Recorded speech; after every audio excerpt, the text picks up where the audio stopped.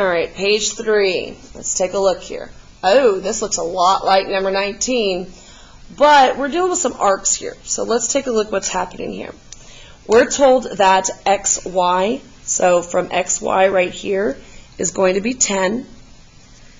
We are told that OW, so over here, remembering, hey guys, this is our radius, right? One of them, we have another radius, is going to be 12.5.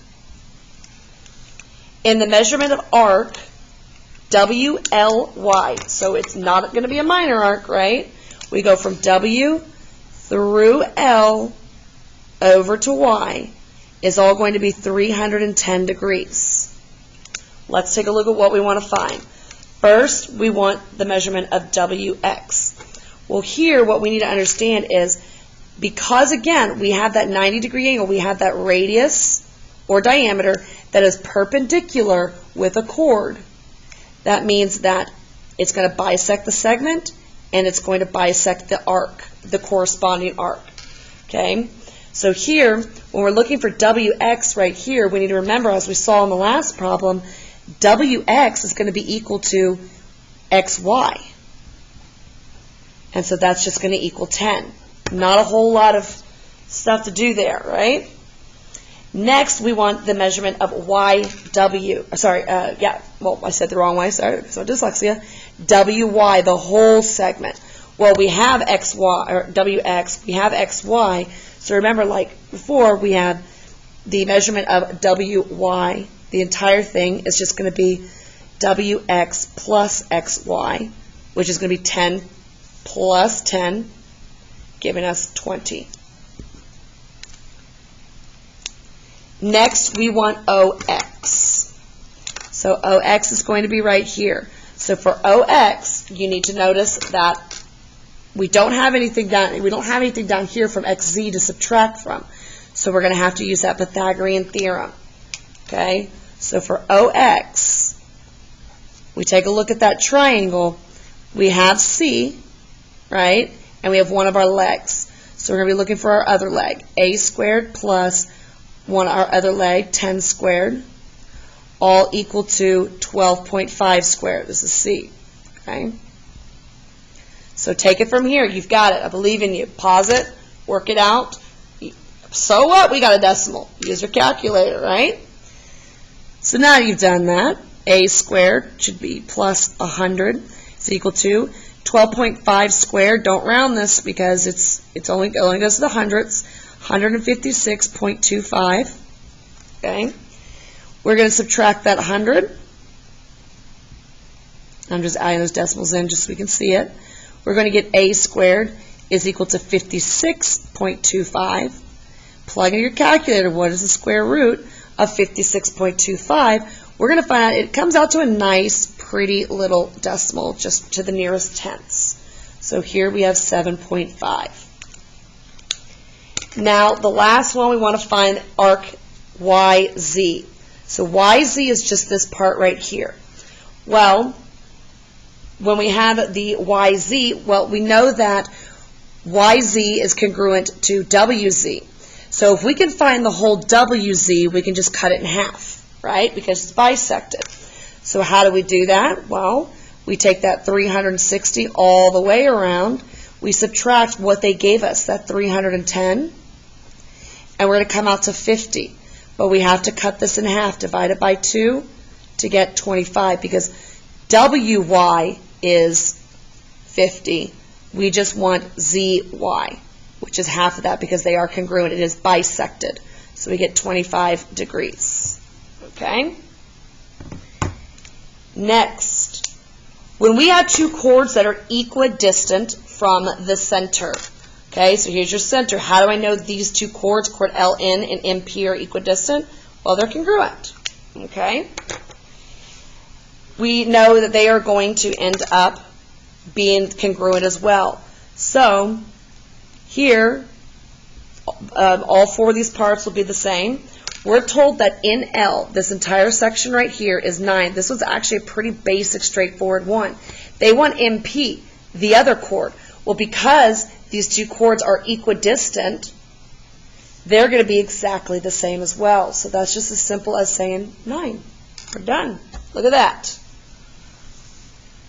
Arc length and sector area. The asynchronous video 10.2 that a lot of us did not watch when we were supposed to, so we struggled. Okay? You should have watched the video by now. So let's go through this very, very quickly. We're finding arc length and we are finding sector area. We want them both to the nearest tenth. So I'm going to find arc length first. So AL is going to represent arc length. Your arc length formula is going to be well, we're looking for arc length, so we'll just put X.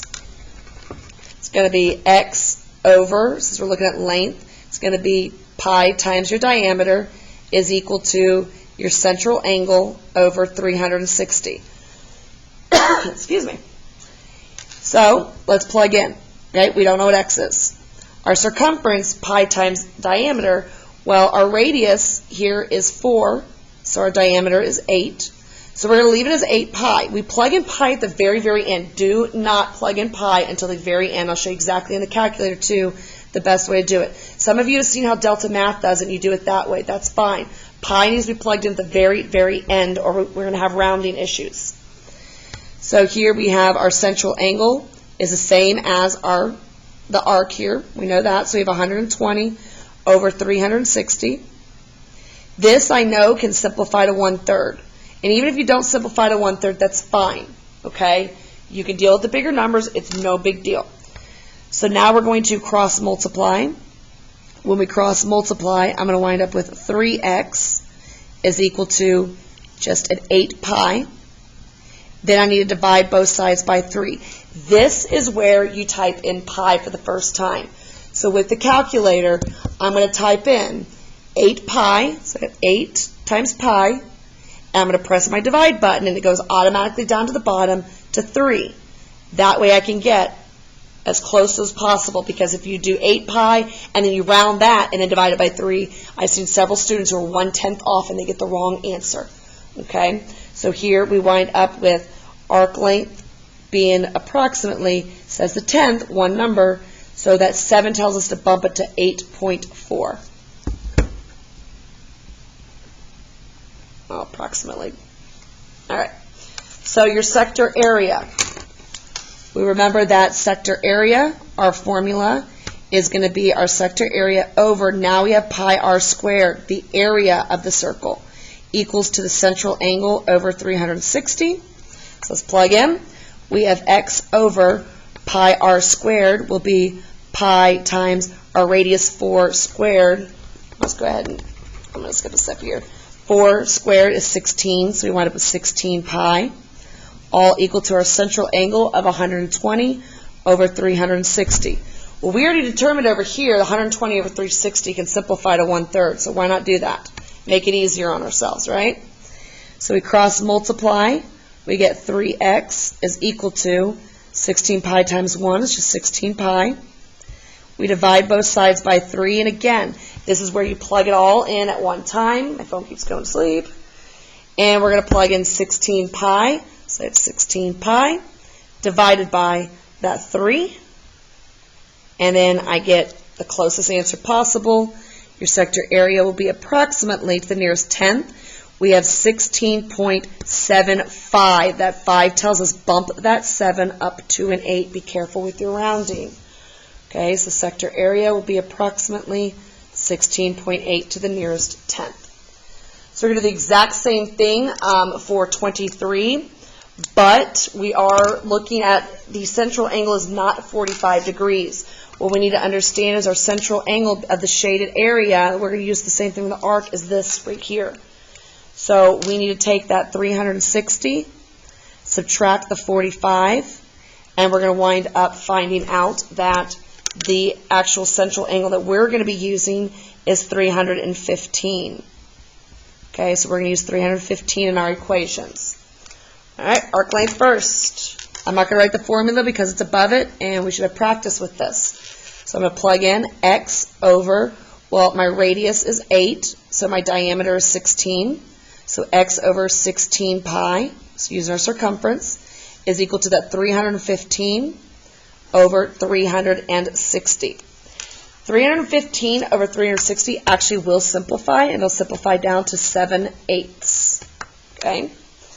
So let's do our cross multiplication. Here we have 8x is equal to, now this, whenever we do this multiplication, what we want to do is we want to multiply the 16 times the 7, that is it, and then tag that pi at the end. Okay, and this will 16 times 7 is 112. Like I said, pi is the very last thing. Please don't forget him either. You don't want to forget dessert. Everybody loves dessert. All right, divide both sides by 8. And so this is where we will go into our calculator. My phone keeps going to sleep. Come on, guy. And we will put 112 pi, all divided by 8. And we're going to get 43.98. Now, this is the tricky one, the nearest tenth. That 8 bumps the 9 up to a 10, which then bumps it up to approximately 44. So this will actually end up being a whole number. So your arc length is approximately 44. I haven't been putting the degrees on it. Well, it's length, it's not degrees, sorry. All right, sector area, same thing. Sector area, we'll go straight into it. X over your pi r squared, your area. R being 8 squared is 64. So you have 64 pi, all equal to, we already know that this is going to reduce down to 7/8, so I'm just going to put the 7/8. Cross multiply, 8x is equal to, now again, we're just multiplying the 64 times the 7, which will give us 448 pi. And remembering, we're going to wait to the very end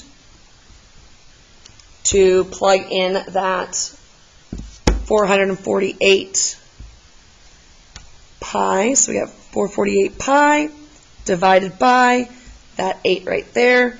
We're going to get approximately 175.92.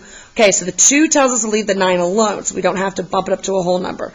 175.9. Sector area, approximately 175.9. And there is your page 3.